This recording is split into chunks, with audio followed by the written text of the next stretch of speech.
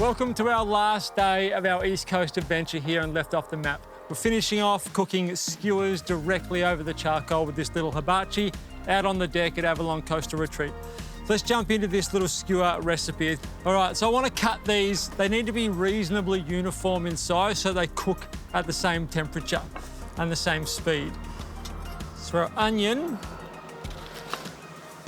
once I chop this onion in half, I'm just going to cut it into thirds, little wedges, so that I can skewer it and so that it doesn't cook any slower or faster than the other vegetables. My zucchini, same sort of thing. I want to roll chop into pieces like that pretty much. I can fit a skewer through.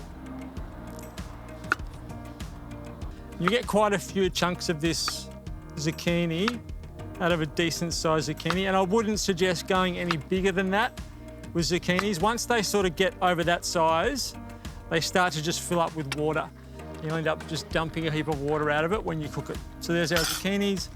Capsicum, take the cheeks off, and then you just want to keep your capsicum about the same size as everything else was. So kind of that size there. So we'll cook about the same speed as everything else.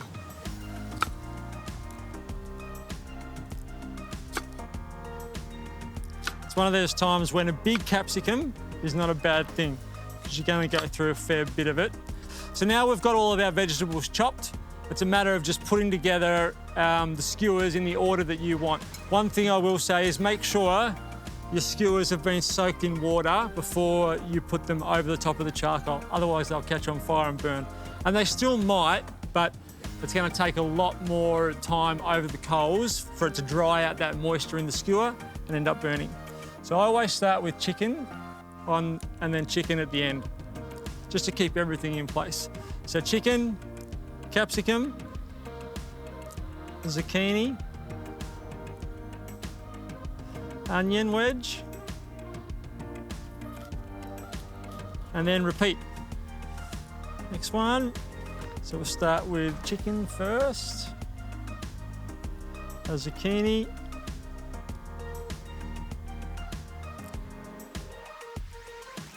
all right. So you can see we've made 3 skewers there. With charcoal, you want to wait until it's died down a little bit, just so you got that glow. There's no flames that are flying up, because otherwise you're going to end up burning the skewers, you'll end up burning the vegetables and the meat that are on there. So, pop these on. Depending on where your charcoal is at, these are going to take from anywhere from 8 minutes through to 16 minutes. Now, while they cook, I'm just going to cut a little bit of lemon, sprinkle with some salt, and a little bit of lime juice on each side. So a little bit, and then when I turn them, same thing, a little bit of lemon juice. I think I said lime juice then. A little bit of lemon juice on each side as they cook away. So like I said, anywhere from 8 minutes to 16 minutes, depending on where your charcoal is at.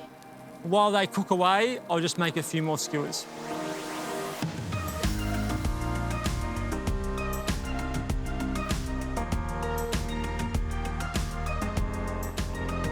Finish these off, I've just given them a little baste with a rosemary sprig and some olive oil as they've been cooking. I'm going to finish off with a little dressing to go over the top of them once they come off the char grill. So I've got some Greek yogurt, and to make this dressing I've added some cumin, some coriander, some dried oregano, a pinch of salt, juice of about half a lemon,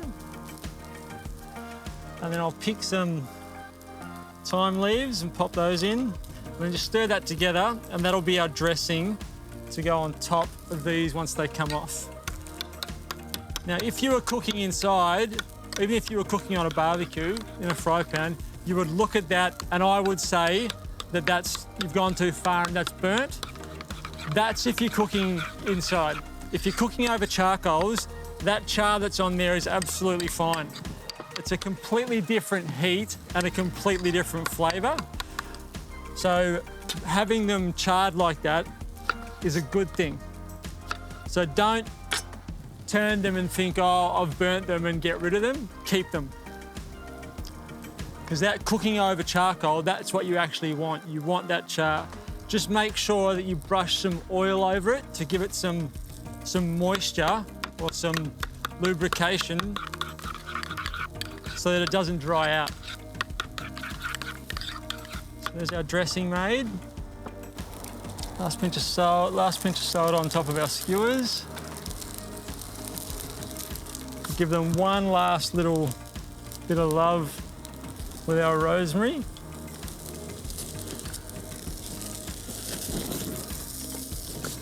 Now they can come off.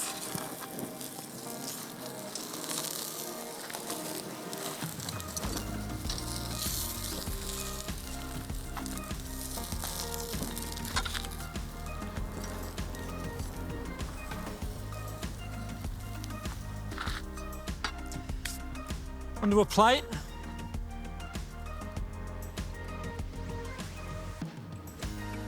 You can take them, if you wanted to, you can take the skewer out now and just have a little mixed vegetable and chicken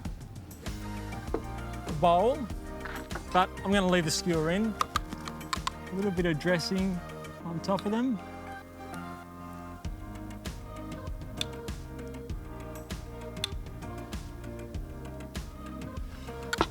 Last bit of lemon juice. At the top. One more pinch of salt. Cooking over charcoal imparts a completely different flavour. It's a different way of cooking, and I think it's one of those ways that you feel like you have to be careful because you're outside. We've got a little bit of wind today, which is flaring up the charcoal, but you actually don't need to be careful. If you burn something, the flavour that imparts is not a bad flavour, it's a good flavour. So don't be afraid by cooking over charcoal and think, I'm going to burn things, I'm going to char things. That's why we called the dish a charred something, because you actually want to char that outside. It gives off that beautiful charcoal flavour that you get cooking directly over charcoal. The last time, we're going to go back to the studio kitchen in Devonport to do a salmon and fennel salad, and then I'll see you back here for the last recipe of the season.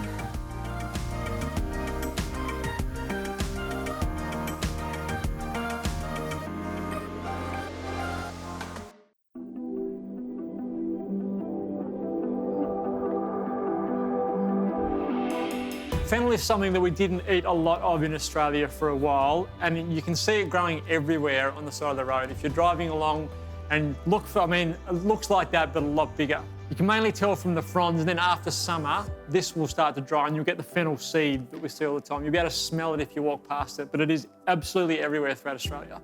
So I'm going to show you a fennel salad. And I actually think fennel is better when it's not cooked. A lot of people will roast it, but I think or put it in a soup or things like that. I think if you shave it finely, that's the best way to have fennel. So I'm going to do a shaved fennel salad with salmon. Salmon's perfect with fennel, and so is pork. So if you're ever going to use fennel, think of those two ingredients to play around with.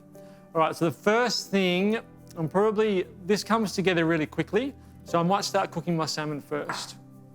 So I'll get my heat on, a little bit of oil. I'm going for a crispy skin, which basically means with our piece of salmon, 90% of this cook will be done skin side. And you don't want a roaring heat, medium to high is all you need, because you're going to sit it on that skin for about 5 minutes, and that's what's going to give you the crispiness. So you'll see, we'll be able to see, the colour of the salmon will change as it works its way up. This will start to go opaque, and when we get to about here, that's when we're going to flip it over for 1 minute on the actual flesh side. The good thing about the skin is it will protect us from that really harsh heat from the fry pan. The skin will take all that heat and crisp up, and then the flesh itself will be cooked through gently. For my salad, I want to use a mandolin. So some nice thin slices of fennel into our bowl. So that's about half a large bulb of fennel. When you slice it really thin like that, you don't have to do a lot. You can just dress it and eat it. So that just dressed with a nice dressing, a nice French dressing, is fantastic. But I want to add a little bit more to it. So I'm going to put some leaves in and some herbs. So we've got some butter leaves here. Any kind of garden leaf will do. Some red mizuna, which is this sort of purpley colour. Red vein sorrel would be really nice as well. And then herbs. I've got mint, parsley, coriander and tarragon. So you're making a fennel and herb salad, really. So don't skimp on the herbs. That now is the temperature I want it to be, so my salmon can go in. I'm just going to cook that through. The first thing it's going to want to do is buckle. So it's going to curl up and our skin will come away from the pan. So just put your hand on top of it to begin with. If you've got something like a weight, which this plate can be for us, just leave that weight on the top. You'll only need to stay there for about 30 seconds and the salmon will relax, that buckle will come out, that curl, and you'll get contact with the pan. So you can see how that's flattened out again. All right. Back to our herbs, some chives, mint, some parsley, coriander, and that'll do. So give that a little toss. I just need to make a nice dressing to go with this. Once that's been mixed through reasonably well. I don't want to add the dressing too early, because as soon as I add the dressing, things are going to start to wilt. So as soon as I'm ready to plate, that's when I want to add my dressing. So a piece of salmon that size is going to take about 5 to 6 minutes to cook. If you've got something that you can put together, whether it's a mason jar or a jar like this, it's perfect for making dressings. Some honey, about a tablespoon of honey. Honey is a natural emulsifier, so it will help keep our dressing together. So the oil and the vinegar, which normally don't get along, this honey will help emulsify them. So I've got some white wine vinegar, and then about the same amount of olive oil, good pinch of salt, add a little crack of pepper as well. That salmon is getting close to that point. You can see where it started to go opaque. So flip that over. I'm going to cook the rest of that through for about a minute on that side. Back to our dressing. Put the lid on.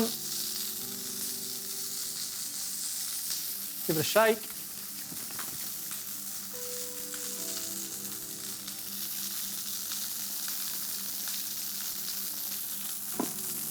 Our dressing is ready to go. Our fish is almost ready to go. 30 seconds more. Now that's really close, I can dress my salad. You'll see all these salad leaves now and the herbs will start to wilt. They'll take on that dressing. You can see what was in the bowls almost halved in size as it starts to break down with that dressing, which is what we want now. If we put that on when we first started cooking the fish, we'd end up with just a big bowl of mush, which no one wants. Salmon would be very, very, very close now. Okay, turn that heat off. That can come out. Just let that rest for a minute on there. A little bit of salt on our fish. And now it's time to plate up. That salmon's rested for a couple of minutes. So we're ready to plate. So you get a big mound of this salad. That's a great salad just to have on its own, or with any protein really. But like I said, salmon and fennel is such a good combination. And with a good piece of crispy skinned salmon like this is, that's going to be beautiful. As I said before, if you cut it really thinly like that, the dressing almost cooks it on its own, so it becomes really tender.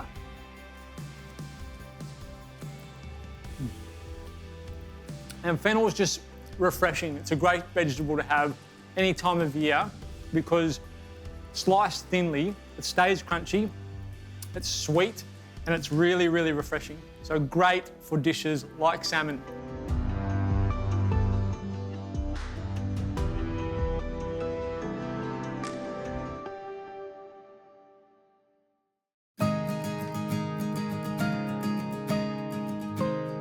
Salmon and fennel is an awesome combination. I thought it would be fitting here on the east coast of Tasmania that we finish with a seafood recipe. I'm going to do some prawns over the charcoal. The first thing I want to do is skewer my prawns. And if you've got prawns that are this big and this good, leave them in the shell. The shell imparts so much flavour on the prawn that if you can leave it in there, leave it in there.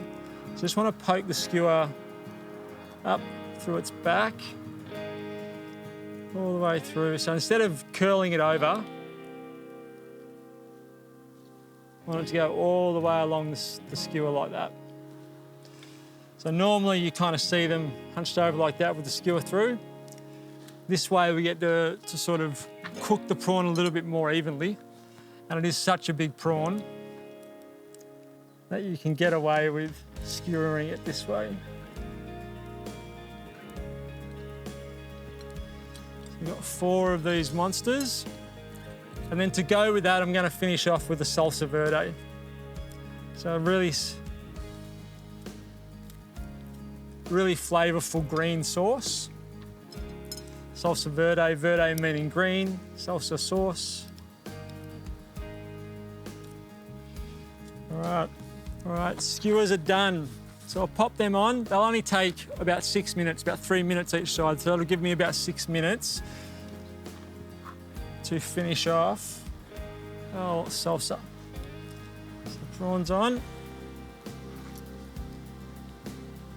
Salsa verde. First thing I need to do is basically chop everything up to make my salsa verde. So I've got a good mixture of herbs here, green herbs, hence that's where it gets its name. So I've got mint and parsley. The hard thing is going to be keeping it all in one spot with that wind. So I'm basically just going to go through and create a chiffonade. So just slice these herbs.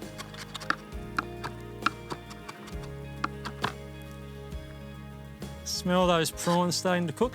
Into a bowl.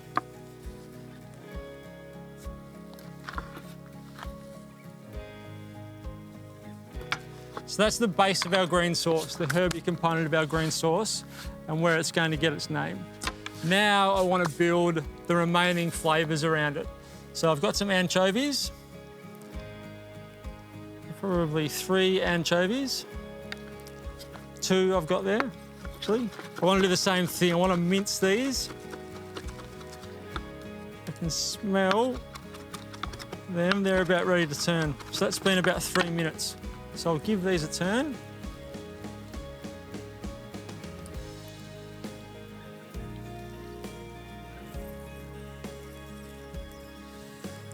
Again, like we said before, don't worry about them burning a little bit. That's fine. We're not going to eat the shell. The shell is going to protect them so they don't dry out, so they don't have that fierce heat. So the shell will protect them from that. I'll just set that meat on the inside. So keep running my knife through my anchovy. Pop that in. Some lemon juice. Got the juice of 1 lemon.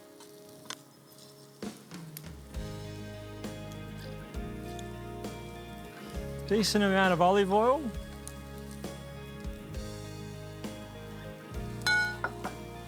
A little bit of a red wine vinegar.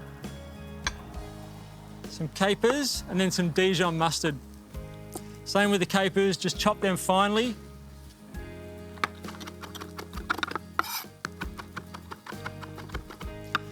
Once these capers go in, about a teaspoon of Dijon. The Dijon's the emulsifier that will hold everything together. So the vinegar and the oil, it'll tie those things together. Capers in. My Dijon.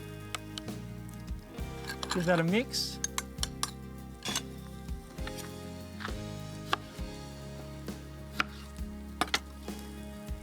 This dressing's almost done. A little bit more olive oil and a little bit more lemon juice, just so it's more saucy than it is sort of salsa-y. It's a bit chunky at the moment. So prawns can come off. They're cooked.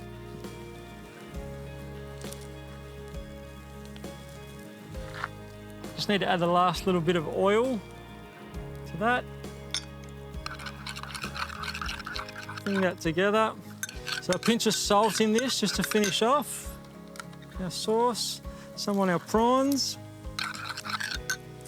Time to plate up. Put some of our salsa verde down. going to be packed full of really, really intense flavours. Take these off the skewer.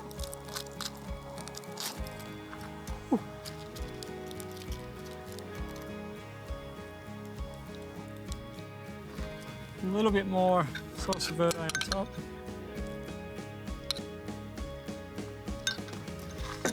That's our final recipe, and I think very, very fitting. Shrimp or prawns over the barbecue on the east coast of Tasmania. It's a great way to end the season. We went to lots of places. We went north, south, we had adventures all over this beautiful state. So have a wonderful year no matter where you are, and don't forget, go looking for those places that are sometimes left off the map.